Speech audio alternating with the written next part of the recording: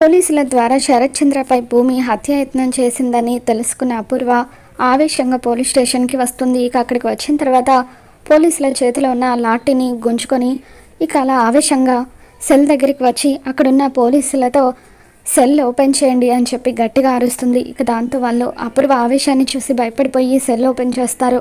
లోపలికి వచ్చిన తర్వాత భూమి అలా ఒక చోట కూర్చొని ఉంటుంది. ఆ లాఠీ తీసుకొని అపూర్వ భూమిని చితక్ కొడుతూ ఉంటుంది.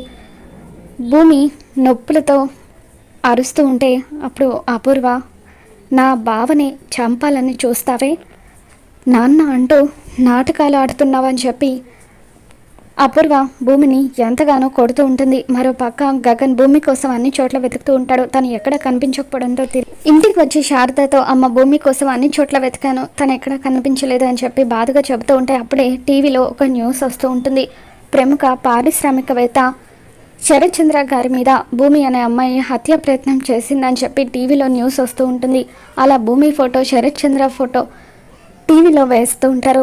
ఇక ఆ న్యూస్ చూడగానే గగన్ ఒక్కసారిగా కుప్పకూలిపోతాడు. మరోపక్క అపూర్వ భూమిని ఎంతగానో కొడుతూ ఉంటే ఇక భూమి ఆ నొప్పులు తాళలేక బాధతో అరుస్తూ ఉంటుంది. మరి రాబోతున్న ఎపిసోడ్ ఏం జరగబోతుందో మళ్ళీ మన ఛానల్కి తెలుసుకుందాం. ఈ వీడియో మీకు నచ్చినట్లయితే లైక్ చేయండి.